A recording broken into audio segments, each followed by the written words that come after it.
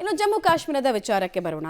Operation ಸಿಂಧೂರ ಕಾರ್ಯಾಚರಣೆಗೆ ಸಂಬಂಧಪಟ್ಟಂತೆ ಕೂಡ ನಾವು ಮಾಹಿತಿ ಕೊಡ್ತಾ ಇದ್ವಿ. ಜಮ್ಮು ಕಾಶ್ಮೀರದಲ್ಲಿ ಇನ್ನೂ ಅವಿತಿದ್ದಾರಾ ಉಗ್ರರು ಅನ್ನೋದು ಪ್ರಶ್ನೆ. ಕತುವಾ ಜಿಲ್ಲೆಯ ಗಂಗಾವಾಲ್ನಲ್ಲಿ ಶಂಕಿತರ ಚಲನವಲನ ಪತ್ತೆ ಆಗಿದೆ ಅನ್ನೋದ್ರ ಡೀಟೇಲ್ಸ್ ಲಭ್ಯ ಆಗ್ತಾ ಇದೆ.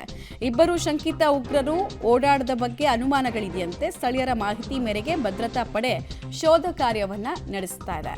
ಆಪರೇಷನ್ ಟಿಕ್ಕಾ ಕಾರ್ಯಾಚರಣೆ ಮೂಲಕ ಮೊನ್ನೆ ಅಷ್ಟೇ 3 ಜನ ಎಲಿಟಿ ಉಗ್ರರನ್ನ ಕೊಂದು ಮುಗಿಸಲಾಗಿತ್ತು. ಅವರ ರುಂಡವನ್ನ ಚೆಂಡಾಡೋ ಕೆಲಸವನ್ನ ನಮ್ಮ ಸೇನಾ ಪಡೆ ಯಶಸ್ವಿಯಾಗಿ ಮಾಡಿತ್ತು. ಈಗ ಇನ್ನೂ ಅಲ್ಲಿ ಮುಗಿತಾ ಇಲ್ವಂತೆ. ಈ ರಕ್ತ ಬೀಜಾಸುರರು ಇನ್ನೂ ಕೆಲವರು ಅವತ್ಕೊಂಡಿದ್ದಾರೆ ಅನ್ನೋದು ಗೊತ್ತಾಗ್ತಾ ಇದೆ. ಹಾಗೆ ಪಹಲ್ಗಾಮ್ ಉಗ್ರರು ಇನ್ನೂ ಸಿಕ್ಕಿಲ್ಲ, ಎಲ್ಲಿ ಹೋದ್ರು ಏನಾದರೂ ಗೊತ್ತಿಲ್ಲ. ಈ ಬೆನ್ನಲ್ಲೇ ಭದ್ರತಾ ಪಡೆ ಚುರುಕಿನಿಂದ ತನ್ನ ಕಾರ್ಯಾಚರಣೆಯನ್ನು ನಡೆಸ್ತಾ ಇದೆ. ಶೋಪಿಯಾನ್ನಲ್ಲಿ ಆದಂತಹ ಎನ್ಕೌಂಟರ್ ಬಗ್ಗೆ ನಾವು ಡೀಟೇಲ್ ರಿಪೋರ್ಟನ್ನು ನಿಮಗೆ ಕೊಟ್ಟಿದ್ವಿ. ಬಟ್ ಇಡೀ ಭಾರತ ಬಯಸ್ತಾ ಇರೋದು ಎಲ್ಲ ಸರಿ, ಆಪರೇಷನ್ ಸಿಂಧೂರ ಸರಿ, ಕಾರ್ಯಾಚರಣೆ ಸರಿ, ಬಟ್ ಈ 4 ಜನ ಎಲ್ಲಿ, ಅವರನ್ನು ಹುಡುಕೋದಕ್ಕೆ ಇನ್ನೂ ಎಷ್ಟು ದಿನ ಬೇಕಾಗತ್ತೆ? ಈ ಪ್ರಶ್ನೆ ಅಂತೂ ಇದ್ದೇ ಇದೆ. ಭದ್ರತಾ ಪಡೆಗಳ ಮೇಲೂ ಕೂಡ ತೀವ್ರ ಒತ್ತಡ ಇದೆ. ಸೊ ಕೂಂಬಿಂಗ್ ಕಾರ್ಯಾಚರಣೆ ಕರಾರುವಕ್ಕಾಗಿ ಮುಂದುವರಿತಾ ಇದೆ. ಮತ್ತು ಟಿಪ್ ಸಿಗುತ್ತೆ, ಇಂಟೆಲಿಜೆನ್ಸ್ ಇನ್ಪುಟ್ ಸಿಗುತ್ತೆ, ಈ ಭಾಗದಲ್ಲಿ ಇವರು ಅವತಿದ್ದಾರೆ, ಇಂಥ ಸಂಘಟನೆಗೆ ಸೇರಿದವರು ಅಂತ.